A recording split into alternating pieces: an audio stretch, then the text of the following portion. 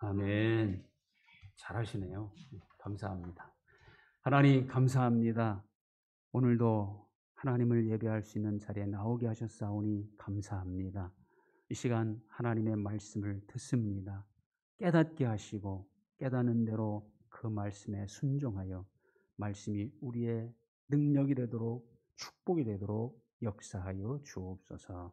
감사드리며 예수님의 이름으로 기도하옵나이다. 아멘.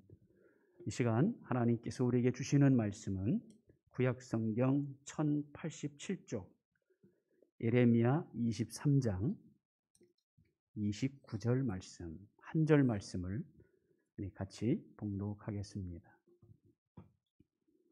예레미야 23장 29절 말씀입니다. 시작. 여호와의 말씀이니라. 내 말이 불같지 아니하냐. 바위를 쳐서 부스러뜨리는 방망이 같지 아니하냐. 아멘. 불평에 대한 글이 있어서 소개하려고 합니다. 이 세상에서 가장 배우기 쉬운 것이 무엇인지 아십니까? 그것은 불평입니다.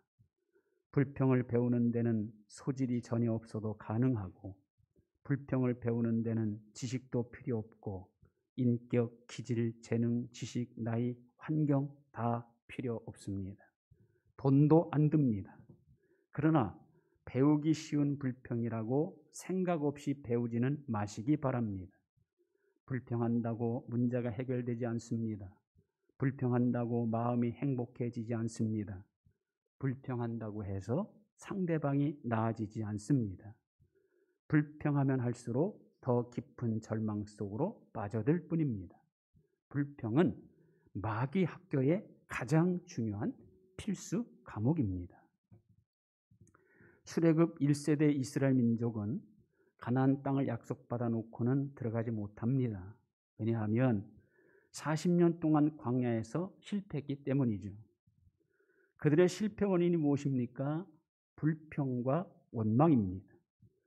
본래 광야는 없는 것이 많은 곳이고 당연히 힘들고 부족하고 어려운 곳입니다. 그런 곳인데도 불구하고 그들은 조금만 힘들어도 뭔가 부족하기만 해도 금방 하나님 원망, 모세 원망이죠. 그런 불평이 하나님을 향한 불순종으로 이어진 겁니다. 불평은 하나님과의 관계를 깨뜨리고 하나님의 은혜를 부정하게 만듭니다. 그 결과 불평은 하나님의 진노를 일으키죠. 우리가 신앙생활에서 가장 경계할 것이 바로 이 불평, 원망입니다. 불평과 원망이 있는 곳에는 감사가 있을 수 없고, 감사가 없는 곳에 하나님에 대한 믿음도 있을 수가 없습니다. 아무리 믿음이 좋았던 사람일지라도 감사를 잃어버리고 갈수록 불평과 원망에 들어간다면 본인도 모르는 사이에 믿음은 약해지고 하나님과의 관계는 점점 멀어지게 됩니다. 하나님과 멀어지면 시험에 들기 쉽고 별것 아닌 것 때문에 낙심합니다. 기도도 중단하게 되고 말씀에 대한 신뢰도 떨어지게 됩니다. 신앙생활에 총체적인 문제가 생기게 됩니다. 그래서 그런 말도 있습니다. 마귀가 믿는 사람들을 넘어뜨리기 위해서 가장 즐겁게 사용하는 무기가 바로 불평과 낙심이다. 원망과 불평은 신앙인들에게 올무와 같은 것이고, 낙심은 신앙인들 하여금 아무것도 하지 못하게 묶어놓는 함정과 같은 겁니다. 그래서 우리 신앙인들이 신앙을 잘 유지하고 지켜나가기 위해서 가장 경계할 것이 원망, 불평, 그리고 그로 인한 낙심입니다. 불평거리, 낙심거리가 있을 때 우리는 어떻게 해야 합니까? 세상에는요, 불평거리, 낙심거리는 필수적으로 생기게 되어 있지요. 없을 수가 없습니다. 잘 때도 낙심거리, 깨어있을 때도 불안거리가 우리 마음을 무겁고 슬프게 만들죠. 살아있는 한 이 굴레에서 벗어날 수가 없습니다. 그래서 모세는 인생에 대해서 이렇게 고백하죠. 우리의 연수가 70이요 강건하면 80이라도 그 연수의 자랑은 수고와 슬픔뿐이요.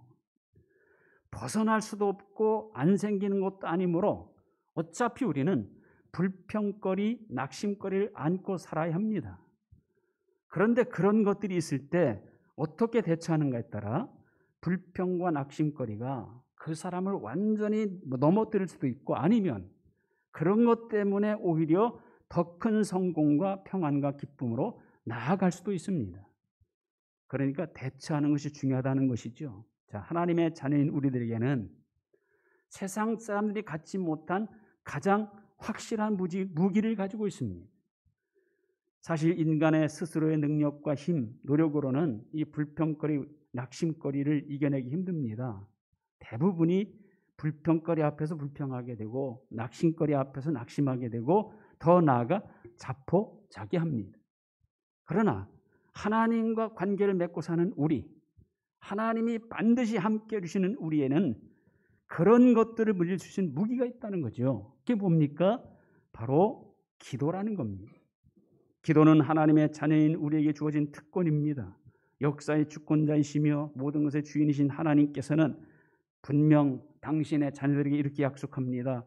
이를 행하는 여호와, 그것을 지어 성취하는 여호와, 그 이름을 여호와라는 이가 이같이 이르시도다. 너는 내게 부르짖으라. 내가 내게 응답하겠고 내가 알지 못하는 크고 은밀한 일을 내게 보이리라. 내가 부를 때는 나 여호와가 응답하겠고 내가 부를 때는 내가 여기 있다 하리라. 내 이름으로 무엇인지 구하면 내가 행하리라. 하나님께 드리는 우리의 기도는 하나님께서 우리에게 약속하신 확실한 무기입니다. 그래서 야고보서는 의인의 간구는 역사하는 힘이 큼이라고 이렇게 말하죠. 이 무기로 모세는 40년간 이스라엘 민족을 이끌 수 있었고, 이 무기로 여호수아는 이스라엘 민족을 이끌고 가나안 땅 31개 성읍을 정복할 수 있었고, 예수님께서도 이 무기로 십자가의 고난의 쓴 잔을 감당해낼 수 있었던 겁니다. 기도는 우리로 하여금 시험에 들지 않게 해주고 어떤 유혹도 물리쳐주는 확실한 무기입니다. 그래서 잠을 자고 있는 제자들에게 예수님이 이렇게 말씀하십니다. 유혹에 빠지지 않게 기도하라. 시험에 들지 않게 일어나 기도하라.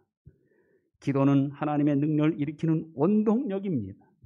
불평과 원망은 하나님의 진노를 사지만 기도는 하나님의 도우심을 일으키는 능력입니다. 악한 말로 원망하는 이스라엘 백성을 향해 진노하사 불을 보내서 그들의 진영 끝을 사라게 하신 하나님은 모세가 부르짖자 그 기도를 들으시고 그 불을 꺼주십니다. 기도는 문제를 해결하는 능력이고 어떤 상황에서도 하나님의 도움을 받게 하는 통로입니다. 불평거리, 원망거리가 우리 앞을 가로막을 때 하나님의 자녀인 우리는 그것들 때문에 낙심하고 포기할 것이 아니라 하나님께서 주신 최고의 무기인 기도라는 무기를 사용할 수 있어야 합니다. 기도하는 곳에 하나님의 응답이 나타나고 기도하는 곳에 하나님의 해결의 능력이 역사하는 겁니다. 쉬지 않고 기도하는 곳에 쉬지 않은 하나님의 응답이 있고 무시로 기도하는 곳에 무시로 도우시는 하나님의 은혜가 임하는 것이죠. 그리고 또 하나의 가장 확실한 무기가 있습니다. 바로 하나님의 말씀입니다. 말씀은 성령의 검입니다. 성령의 능력이 함께하는 검. 오늘 말씀에서 하나님의 말씀은 무엇과 같다고 증거합니까? 내 말이 불같지 아니하냐, 바위를 쳐서 부서뜨리는 방망이 같지 아니하냐. 하나님의 말씀은 불같은 능력이 있다는 거예요.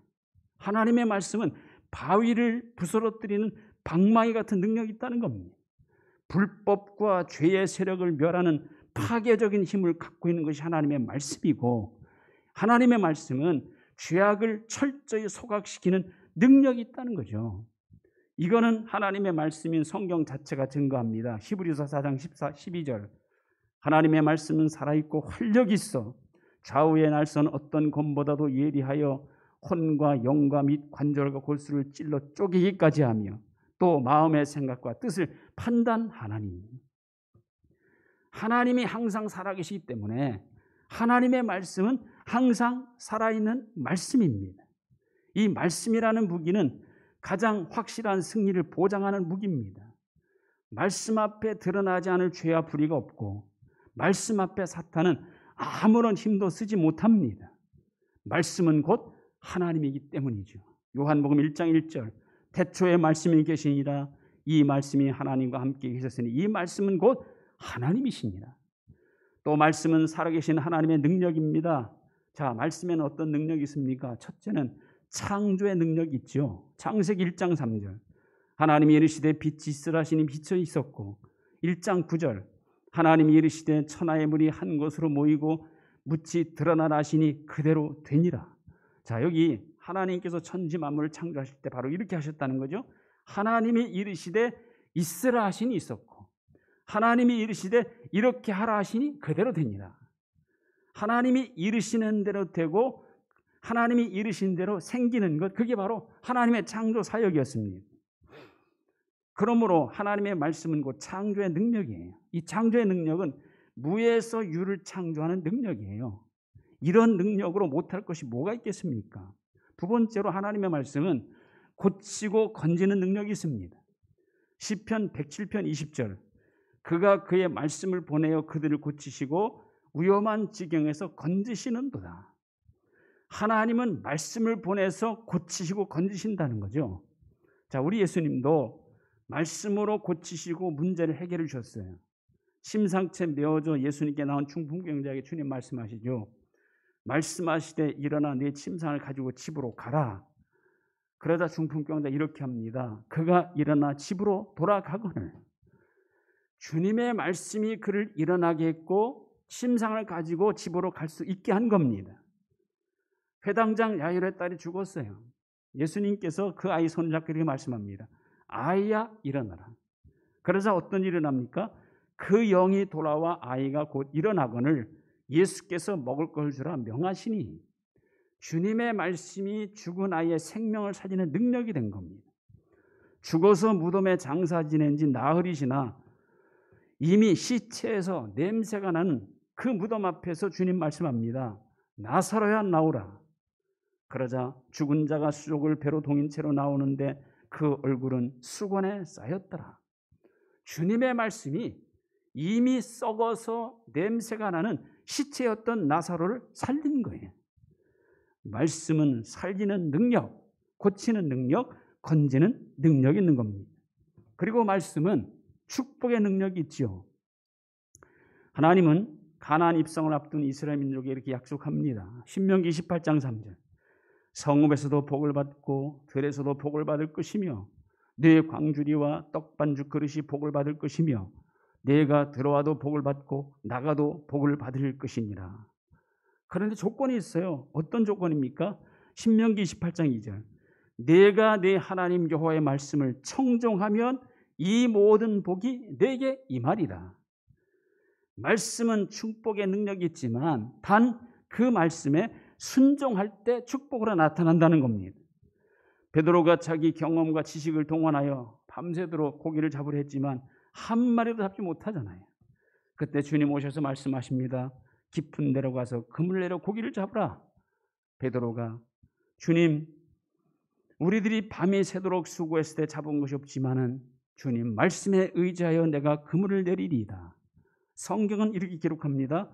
그렇게 하니 고기를 잡은 것이 힘이 많아 그물이 찢어지는지라. 주님은 말씀하시고 베드로는 그 말씀대로 순종하니 이런 축복이 임하게 된 것이죠. 말씀은 축복의 능력이 있는데 그 축복을 내 것으로 만들려면 내가 그 말씀에 순종해야 한다는 겁니다.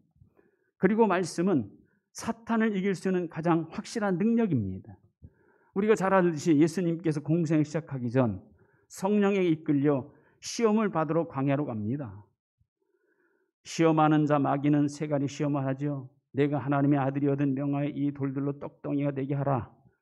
하나님의 아들인 것을 돌로 떡으로 만드는 걸 증명해 보이라는 거예요. 이 시험에 대항하여 예수님은 어떻게 하십니까? 예수께서 대답하여 이르시되 기록되었으되 사람이 떡으로만 살 것이 아니요 하나님의 입으로부터 나오는 모든 말씀으로 살 것이라 하였느니라. 두 번째 시험에 대해서 예수님 이렇게 대항하십니다. 예수께서 이르시되 또 기록되었으되 주 너의 하나님을 시험하지 말라 하였느니라. 세 번째 시험에 대해서도 이렇게 대항하시죠. 예수께서 말씀하시되 사탄아 물러가라 기록되었으되 주 너의 하나님께 경배하고 다만 그를 섬기라 하였느니라. 자, 이 세 가지 시험에 대해서 예수님께서 공통적으로 하신 이 뭡니까? 기록되었을 때 이렇게 하라고 하였느니라. 성경에 기록된 말씀을 그대로 인용하면서 성경 말씀이 이렇게 하라고 하였느니라 하신 겁니다. 기록된 말씀을 사탄의 시험에 대항하는 무기로 사용하신 거예요. 그 결과 마귀는 어떻게 합니까? 이에 마귀는 예수를 떠나고 천사들이 나와서 수종되니라.